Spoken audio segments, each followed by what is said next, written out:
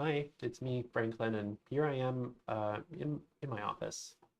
I wanted to spend a little bit of time stepping through assignment two so that you had a reasonable idea of how you could get started with this assignment, at least before the weekend started.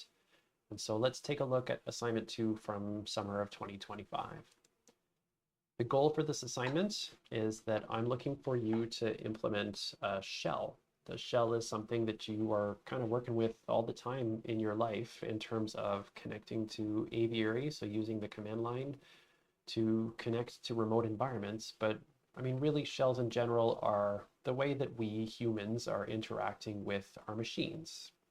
A lot of the time, that's a GUI program, so things like Windows Explorer or Mac OS Finder. But with us in operating systems, it's primarily been on the command line. So the overall structure for this assignment is that I want you to implement a very basic interactive shell. And the shell is going to use the implementation of the exFAT file system that we implemented for assignment one so that we can provide an interactive environment for working with exFAT formatted volumes, which I think is pretty cool. I'm going to step through the assignment templates in a couple of moments, but I want to be clear that while I think it's amazing if you can use your own code for this assignment, I'm going to make sure that you have an implementation of this code so that you're not stuck without being able to proceed. So you can either use your own implementation of exFAT for this as a starting point, or you can use what I'm providing to you, which is a pre-compiled version of my code. The goal for this assignment is that I'm looking for you to be able to write some code that uses system calls to create and manage processes. So in class, we've been doing this with fork, wait, and exec, the exec family of functions. And then I want you to write some code where processes communicate through message passing. And specifically, it's going to be using pipes in this assignment. So we're not going to be using signals in this assignment, and we're not going to be using FIFOs in this assignment. The general submission requirements are the same as they are in assignment one, so I'm not going to dwell on this, but instead I'm going to move forward and take a look at what we're doing. And so, like I said, what I'm looking for you to do is implement an interactive shell to work with exFAT formatted volumes as their root file system. The volume that I'm going to give to you as part of this assignment will contain a bunch of shell scripts that are going to be used to launch GNU core utilities. GNU core utilities are programs like sort or cat, so programs that you commonly run on the command line. Eventually, you're going to get to the point of being able to have these processes talking to each other with a pipeline using pipes. Like I said, shells in general are the way that we are interacting with our machine. And in a lot of cases, this is with a GUI, so something like your File Explorer. But we're also using interactive command line or terminal-based shells to do this. And interactivity here is a shell that there's a prompt, and you can type stuff in on your keyboard and have those commands get launched by your program. I'm looking for you to implement a shell, and your shell is going to take as an argument the name of a file, and the file is going to contain an exFAT formatted volume. The prompt is going to sit and print this out and then wait patiently because we're going to be blocked on reading standard input. So this is going to be a little bit similar to what we've been doing in terms of using getchar as a blocking mechanism. But it's going to wait for us to type something in. There are a few different parts that I'm looking for you to implement for this shell. The first is built-ins, and built-ins are going to be parts of your shell that don't actually cause new processes to start. This is effectively going to be a function that you will implement in your shell. I'm looking for you to implement a cd command, and this is going to help us working with the idea of an active working directory. So like, what directory is our shell in right now? So you should be able to change into a directory, and you should be able to change to the parent directory of something. You should have some basic error reporting here. So if you try to change directory to a file, or if you try to change directory to something that doesn't exist, then you should print out appropriate messages for that. you should also be able to print out the current working directory. So the pwd command is one that will print out what your working directory currently is to standard output. And then the ls command is one that's going to print out a list of the files that are in the current working directory. I am giving you permission explicitly to use the code from nqpls.c in assignment 1. So you don't need to write this from scratch. You can just take the code that I've given you and copy and paste it into your own program. So I'm giving you permission to do that. So it's okay for that. In terms of launching processes, we're going to have to do things a little bit differently with the way that we're working with processes. Our operating system, our host operating system, Linux in this case, doesn't actually know anything about the file system in the volume that you're going to be working with. So when we are calling nqp mount and nqp open and nqp read, we have to implement all that stuff ourselves. And that means that we can't just give file names in the volume to the operating system to do something like exec. Instead, we're going to be using two Linux-specific system calls to help us with this. The first is memfdcreate. Memfdcreate is a system call that we're going to use to create a new file-like thing in memory. Memfdcreate will return a file descriptor, and so this is going to be something that we're going to be able to do things like write to using the write system call. And fexecve is a variation of the exec system call that we were using in class, except it takes a file descriptor instead of a file name. So when we did execvpe in class, we were passing the name of the program that we wanted to run, cat in this case. With fexecve, what we're going to be passing is a file descriptor that contains the thing that we actually want to replace our code segment with. So the idea is that, I'm going to pop over here to my shell for a second. The idea is that I ought to be able to run nqp shell, and I should be able to pass the root image here. I'm going to do ls and print out the list of the files and programs in this directory. I should be able to take this file, and so this is a file that's in the root directory of this volume. I'm going to say run echo and then hi exclamation point like this. What my shell should do here is do an nqp open on this file. That's the first thing that we're passing here. It should nqp read the contents of this file, and it should nqp read it into what it's created with memfdcreate. So you're going to have to do a memfdcreate first, then you'll do nqp open on echo, and then you'll do read from echo, and then write to the file descriptor that you get back from memfdcreate. For this, I'm going to actually suggest that you use the cat.c code that I've given to you. So this is a loop that will open nqp open and nqp read. And what you should write to in the loop is not standard output like what's in cat.c, but instead the file descriptor that you get back from memfdcreate. So when I run echo hi like this, what's going to happen is it's going to read the contents of this file into memory by writing to the file descriptor that comes back from memfdcreate here. And then separately, it's going to call fexecve on this file descriptor. So that's the file descriptor that we get back from memfdcreate. And then argv and envp, you'll have to construct argv as appropriate. And then the envp, like we did in class, this is something that you're going to just pass through.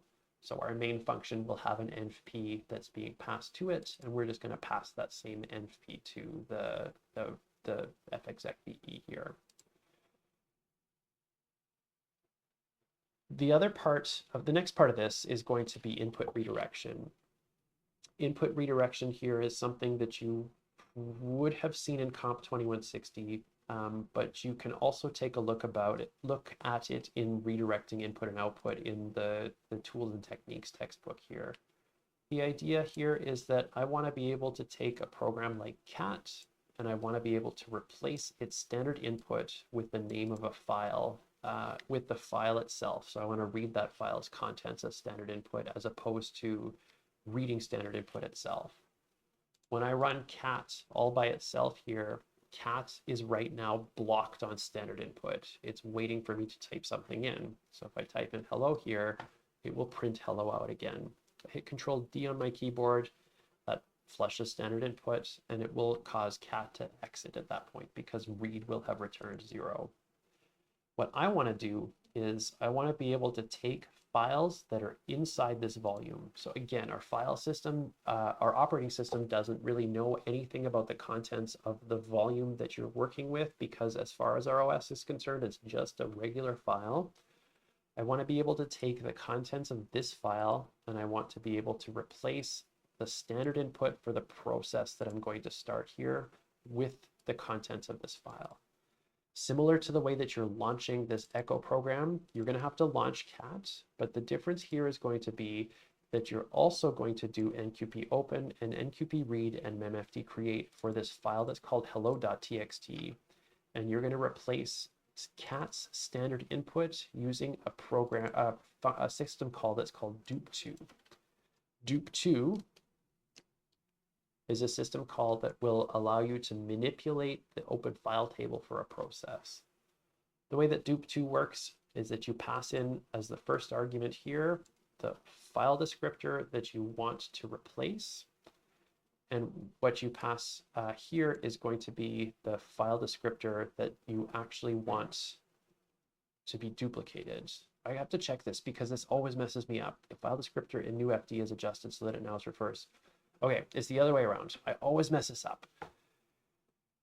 What we're going to pass here is I want the file descriptor that's pointed to by newfd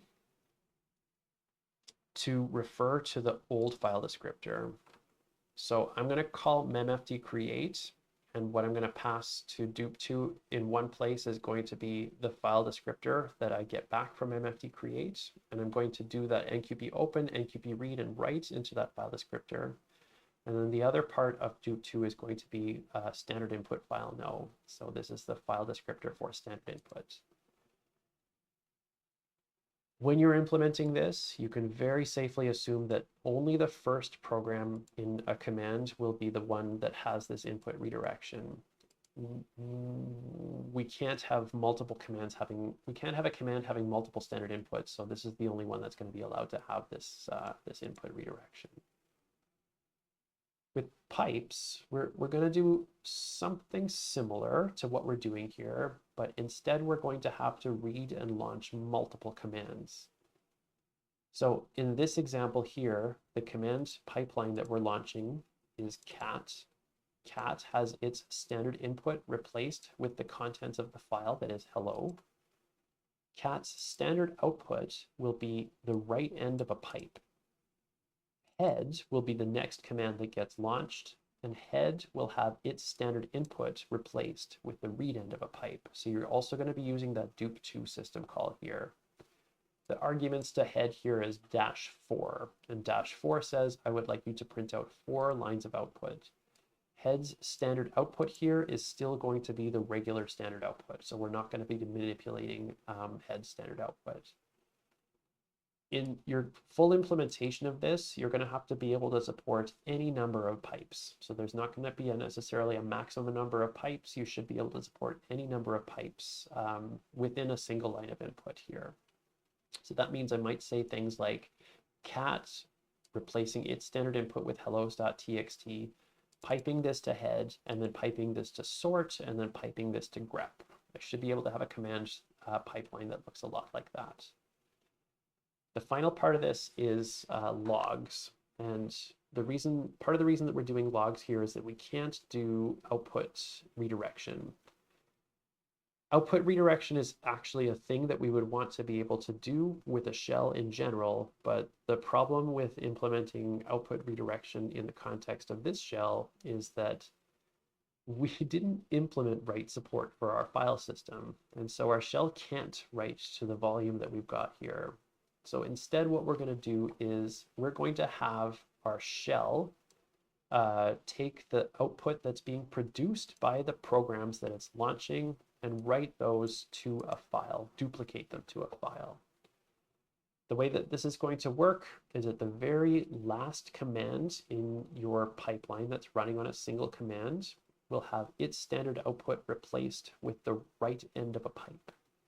And the idea is that your shell now will be reading the read end of the pipe, writing to standard output, and then also writing to the file that was passed in this -o option.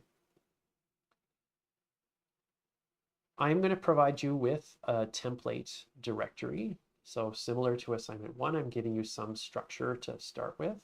And I'm going to take a quick look at this template repository right now. There's a few different files in this template repository. There's a makefile, a readme. There's 2 precompiled versions of NQP-EXFAT. There's the header file that you implemented from the assignment. There's a basic implementation of the shell itself. So this is just the prompt and not much else. And then the root volume itself. So this is the actual file that is going to contain the EXFAT volume that you've got. NQP-io.h is the same one that you would have used for assignment 1. So this much hasn't changed. These 2 files here, the .o files, these are precompiled versions of this NQP-EXFAT implementation. These are from my implementation of this. Again, you can provide your own implementation of EXFAT if you want. I think that would be really cool, but it's not necessary. Got 2 versions here. One of them is going to be for x86, and the other one is ARM. This one is necessary if you're using Mac OS and Lima, and you're using Apple Silicon to run your implementation here.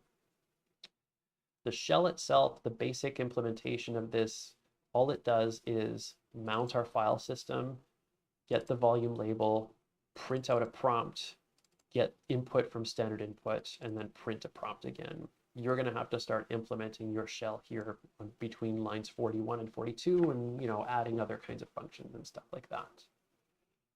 As we saw in class today, we do have to have this define GNU source for some special functions that we're using. So notably memfd create and fexecve, and I've added this here for you. So hopefully it's not going to get in the way of your implementation. The other file here is this root.image, and this is going to contain a set of files and directories that I'm going to show you here right now. The files and directories that are in the root volume look a little bit like this. So there's a bunch of files in here. So these are scripts. The ones that don't have a dot, an extension, a file name extension are scripts. So cat is a script, echo is a script, grep is a script, head is a script, sort, tail, and tr are scripts. Dictionary words in the root directory is a folder.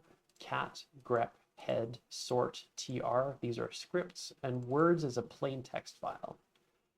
All of these are plain text files. So I'm going to do something like this. If I say cat and then cat like this, I'm taking cat's standard input and replacing it with the contents of the file that is cat in this volume, and the contents here are a shell script. We're doing this because it's a convenient way for us to launch programs without having to include the actual complete binary program in here, and that's fine for us. I go to dictionary words, and I do cat words like this. So I'm going to do ls first, and I'm going to do cat words.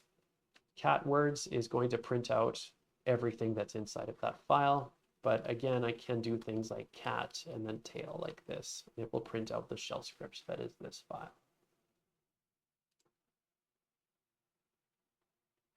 I'm going to suggest that you implement this in the order that I've prescribed in the evaluation section. So we'll take a look at that in just a second. I've tried to design the evaluation section, so with the rubric, to give you a clear idea of the way that you should approach implementing this, and it kind of matches the way that I implemented this.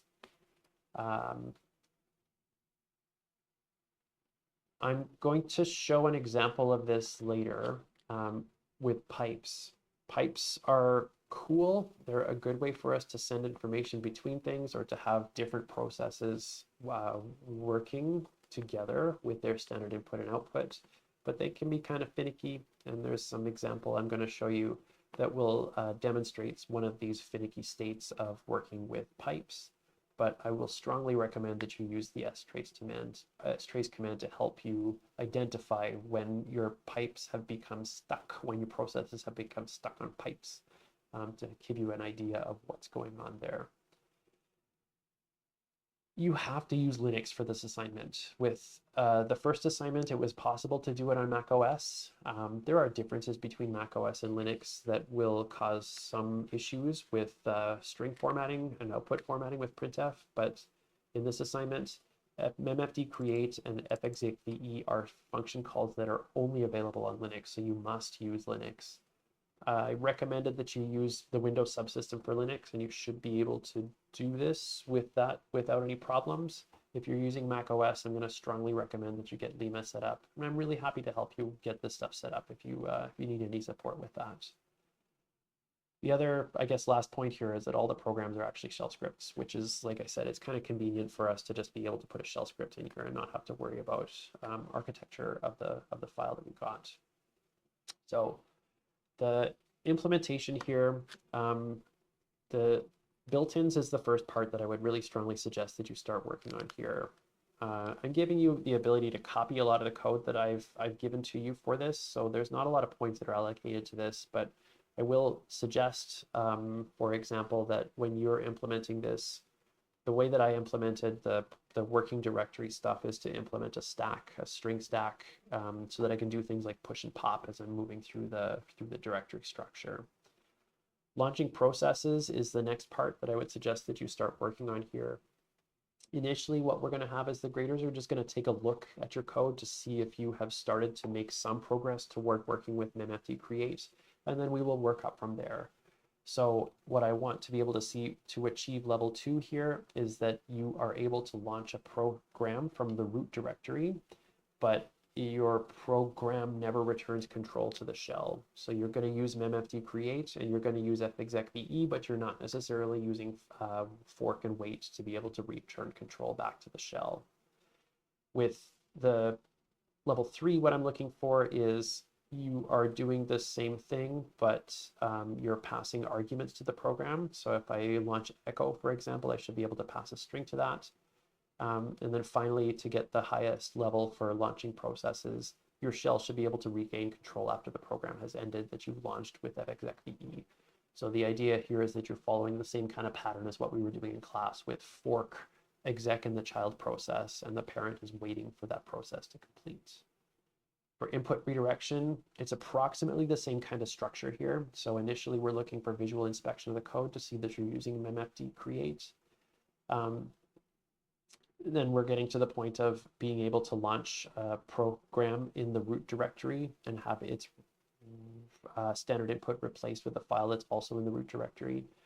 This point here is I want to be able to change into dictionary words and use other files that are in that directory.